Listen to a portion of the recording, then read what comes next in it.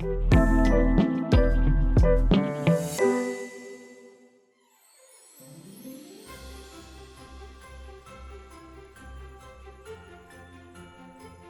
think for me, the most interesting and actually the most important aspect of the work that we've been involved in is the increased consumer involvement and also the awareness amongst consumers of the issues that are important to tobacco harm reduction.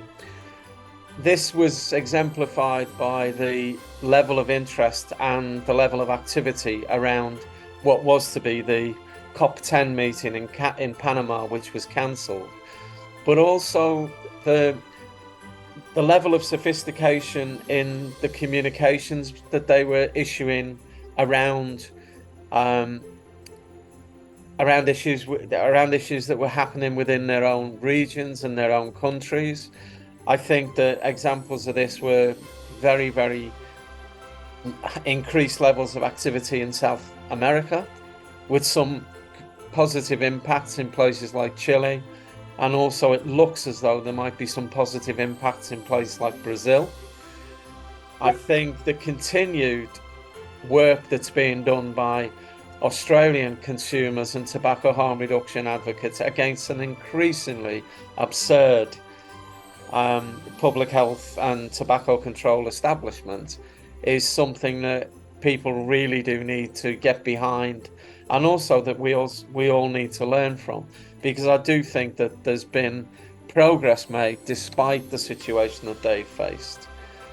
I think that on the other side of it, just to say, I think that unfortunately the debates continue to be around who's friends with who's influencing what, and ignoring quite largely the science and everything else that is what should be the most important drivers of policy in this field.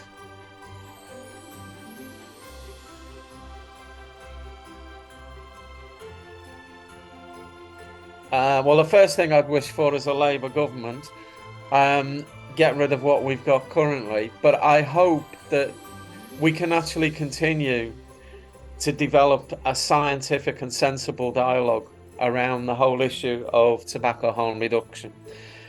I think that we need to take the emotion out of the debate. We need to take the personal attacks and ad hominem attacks on people out of the whole process, and we need to get back to what is important. As I said before, the use of the science to drive policy, and not the morality or the moral approach taken by some of our opponents. And also, I hope that we might be able to persuade them to take part in debate rather than we throw hand grenades at each other across barricades, because that is not going to achieve anything for anybody. And at the end of the day, I think that everybody has the same aim, and the aim is to reduce levels of smoking and the deadly practices that people employ to consume tobacco. I just think that we need to have an honest discussion about how best to do that, and not to become entrenched with, morally driven ideas of how that may come about.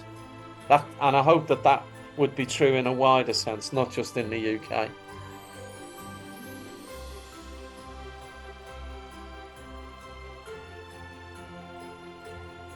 I think in 2023, we've seen more and more that governments are realising that tobacco harm reduction is here to stay, and that they need to deal with it responsibly. And this is in spite of what the WHO is asking them to do, which is to ban or regulate safer nicotine products in the same way as harmful products. So in Indonesia in August, they passed a law to legalise e-cigarettes. Nearly 250,000 people die a year in Indonesia from smoking. So it's really, really good news that people who smoke there will now be able to access properly regulated vaping products. And in Finland, which previously took a very hard line against tobacco harm reduction, they recently proposed to regulate nicotine pouches. And there's been rumblings in Thailand that the government there might be looking to overturn the ban on vaping. So I think we're seeing a trend where governments are realising that whether they are legal or not, consumers will use safe alternatives to smoking, and governments need to regulate them and not ban them. Basically, the genie is out of the bottle and it's not going to go back in. So we'll be discussing this and more at the Global Forum in Nicotine in Warsaw in June. Our theme for 2024 is Economics, Health and Tobacco Harm Reduction. Registration is now open and we'll see you there.